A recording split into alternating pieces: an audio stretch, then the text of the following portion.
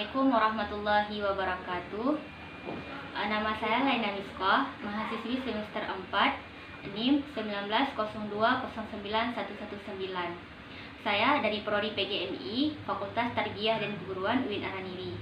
Dosen pembimbing Yuni Setianingsih SAG MAG. Nah, hari ini saya akan melakukan wawancara untuk memenuhi tugas akhir pada mata kuliah pengembangan kurikulum MI. Nah, di sini saya sudah bersama Ibu Aina Molina. Sebelum mewawancarai beliau, saya akan membaca profil beliau terlebih dahulu. Nama lengkap beliau adalah Ibu Aina Molina SPD. Beliau tinggal dan lahir di Krunggukuh, Aceh Utara, 25 November 1987. Sekarang beliau bertugas di Min 33 Aceh Utara. Dulunya beliau pernah mengajar di Min 42 Biren. Jabatan beliau sekarang yaitu menjadi guru kelas di sekolah tersebut. Nah, pendidikan terakhir beliau adalah pendidikan biologi, S1 biologi.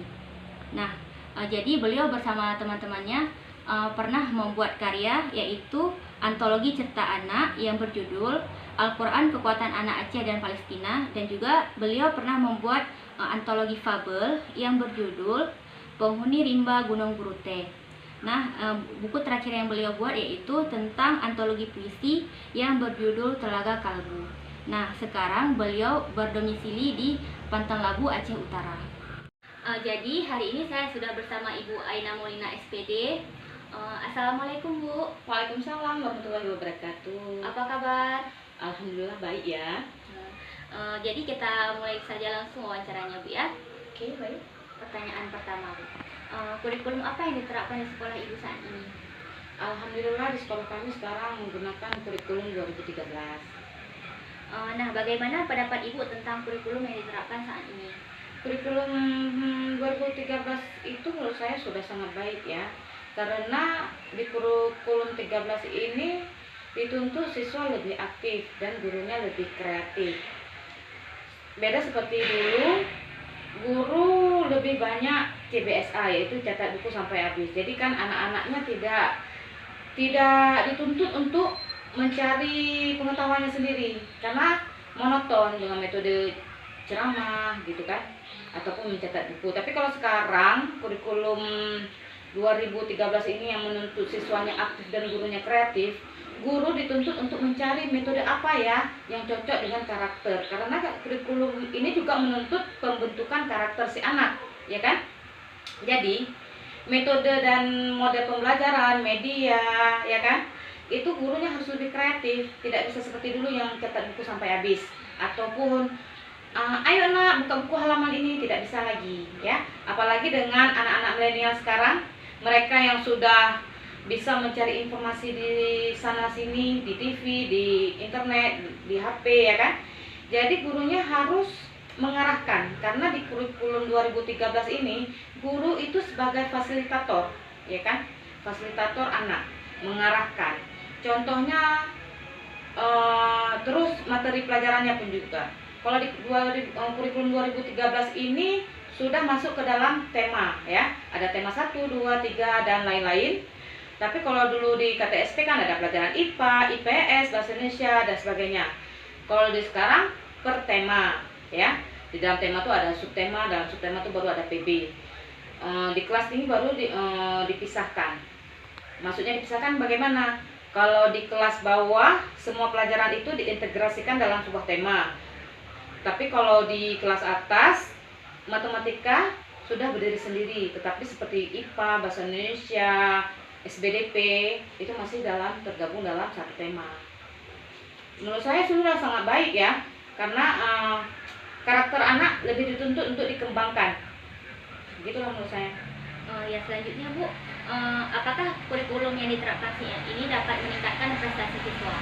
Kalau boleh saya tahu, prestasi dari segi apa aja itu? Tentunya ya, karena siswa dituntut lebih aktif dan gurunya lebih kreatif, jadi minat siswa untuk belajar lebih tinggi, tidak bosan. Misalnya guru menggunakan metode eksperimen dalam materi IPA, ya kan? Siswa kan itu bereksperimen, contohnya mencari benda biotik dan abiotik. Guru bisa menerapkan metode eksperimen, yaitu mencari siswa suruh bereksperimen di luar kelas untuk mencari mana yang termasuk komponen abiotik dan biotik. Secara tidak langsung kan, karena dia mencari tahu tersendiri, apa yang dia cari tahu itu mudah tertanam dalam pikiran dia. Beda dengan kita suruh dalam kelas, ayo tuliskan apa itu komponen biotik dan abiotik. Paling dia yang EQ tinggi atau dia yang sanggup menghafal ingat. Tetapi kalau dia mencari tahu dengan metode eksperimen, besok-besoknya misalnya dia kemana gitu, oh ini biotik, ini abiotik. Nah, itulah keunggulan dari kurikulum 2013. Terus karena ilmunya cepat terserap karena dengan ada berbagai metode, siswa di kurikulum sekarang kan banyak ada olimpiadanya, ada KSM. Jadi kan siswa bisa mengikuti kompetensi-kompetensi yang dilakukan oleh sekolah, madrasah atau satuan pendidikan yang lebih tinggi di atasnya, atau provinsi, bisa mengikuti KSM kabupaten, KSM provinsi dan nasional. Itulah untuk potensi akademiknya ya. Nah, Bu, karena sekarang kan kita berada di masa pandemi COVID-19 yang sebelum-sebelumnya nggak pernah kita rasakan seperti ini.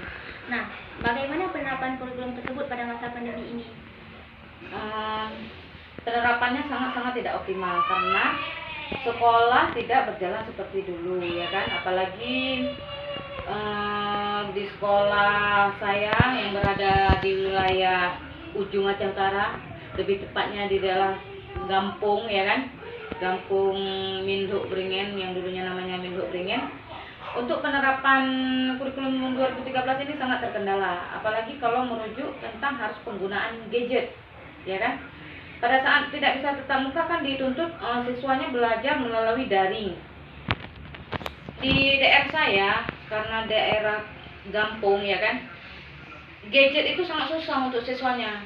Jangankan untuk siswa, orang tuanya aja belum tentu memiliki gadget, ya, apalagi seperti Android. Kalaupun ada mungkin masih sebatas HP biasa. Jadi kita kadang-kadang bisa berkomunikasi dengan siswanya atau memberi tugas kepada siswanya melalui SMS, ya kan? Itu pun sudah agak terkendala. Tapi apapun, bagaimanapun, karena ini memang sedang masa pandemi, ya kan? Guru semaksimal mungkin tetap harus bisa menjangkau siswa, tetap harus mendapat ilmu. Bagaimanapun caranya, ya kan?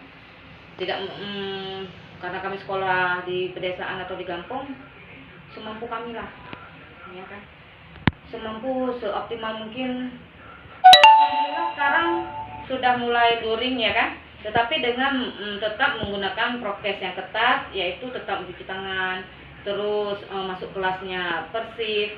Kalau di sekolah kami shiftnya kalau luring laki-laki dan perempuan, ya. Misalnya Senin, Rabu, Jumat laki-laki, Selasa, Kamis, Sabtu itu perempuan, ya kan? Kurang optimalnya apa? Karena maksudnya sih, misalnya kita sudah menjelaskan atau memberi materi untuk anak laki-laki, besoknya harus pengulangan, terus waktu tatap mukanya pun dibatasi. Kalau dulu 6-7 jam, sekarang jam 10 udah pulang atau jam 11 gitu kan. Jadi kurang efisien, makanya anak lagi-lagi dituntut harus lebih aktif. Karena guru sebagai fasilitatornya jarang dijumpai, terus orang tuanya siswa lebih kan di desa, ya kan, banyak ke sawahnya, jadi kan kurang pendampingan. Beda ya di kota, sangat-sangat kurang optimal lah. Nah, tadi kan Ibu bilang di masa daring masih ada penggunaan HP walaupun kurang maksimal. Itu apakah ada batasan dalam penggunaan HP? Misalkan dalam sehari itu berapa jam? Misalkan dalam pengumpulan tugas itu ada batasan waktu? Iya kan, kebanyakan HP-nya kan milik orang tua. Saya tetap memberikan tugas dari pagi, ya kan, dari pagi tugasnya apa. Tapi dalam pengumpulan tugasnya saya memberi waktu yang fleksibel. Fleksibel bagaimana? Misalnya ada tugas harian ya 1 kali 24 jam, ataupun kalau materi lah bisa dijangkau siswa 1 kali 24 jam, ataupun kalau tugas karena tidak terlalu memberatkan siswa. Pandemi ini sudah memberatkan lain-lain, jadi tidak terlalu memberatkan tugas. Paling kalau tugas itu bisa saya berikan seminggu sekali. Misalnya seminggu sekali untuk pengumpulannya. pengumpulan tugasnya. Habis itu kan kadang-kadang karena di sekolah belum bisa menggunakan seperti LMS ya kan, ataupun seperti Google Meet masih susah. Seperti saya bilang tadi kan tidak semua siswa mempunyai HP. Jadi apapun yang saya lakukan lebih fleksibel, bisa menjawab lewat SMS, bisa menjawab lewat voice note, ataupun kalau siswanya ada kelebihan orang tuanya bisa dari video ya kan, bisa mengirim video, ataupun pokoknya saya tidak memberatkan siswa karena daerah saya ya. Nah Bu, apakah selama pandemi ini kurikulum dapat diterapkan sepenuhnya seperti sebelum pandemi? Kan sudah Seperti tadi saya bilang tidak bisa.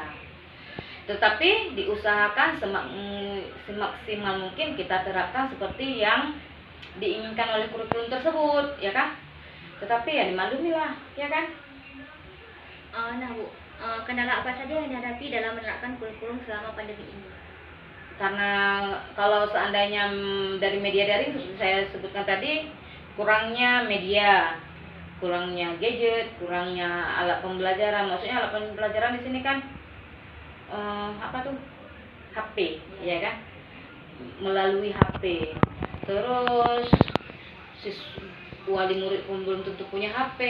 Jadi paling tidak ya diusahakan. Berarti Bu tergantung juga sosial ekonominya Bu. Iya, sosial ekonomi kan sangat berpengaruh.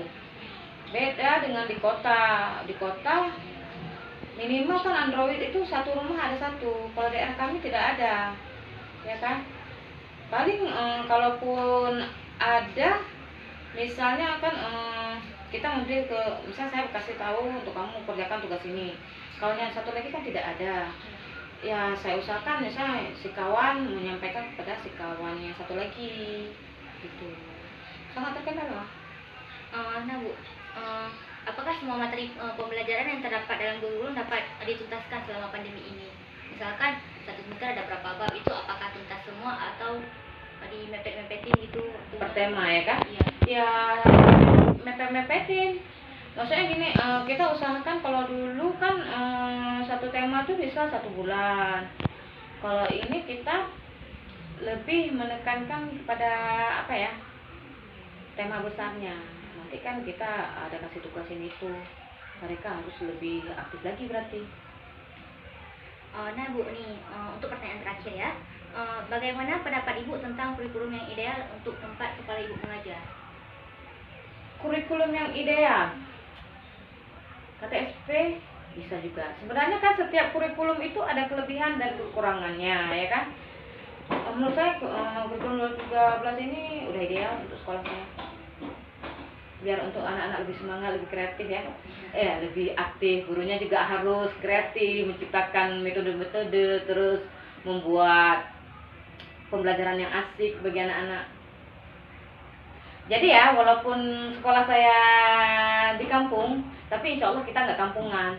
Media-medianya sudah canggih, kami juga memiliki Infocus dan sebagainya. Cuma kan untuk sekolahnya udah oke, sudah lengkap fasilitasnya, guru-gurunya juga udah oke. Cuman ya itu kendalanya di orang tua ya. Karena kita tidak bisa menyamakan sosial ekonomi yang terpenting ya kan. Habis itu jiwa belajar anak kita harus lebih, kalau di kampung tuh lebih kita motivasikan lagi ya kan. Karena orang tuh mungkin motivasi ke depannya lebih kurang. Ya, itu. Nah, karena barusan Ibu Ena sudah menjawab semua pertanyaan, maka berakhirlah wawancara kita hari ini. Terima kasih Bu Ena sudah meluangkan waktu untuk bersedia saya wawancarai. Terima kasih juga, sama-sama ya. Tapi maaf kalau kurang baik dalam pembahasannya. Demikian wawancara hari ini. Jika ada kesalahan kami mohon maaf. Wabillahi taufiq wal hidayah. Assalamualaikum warahmatullahi wabarakatuh.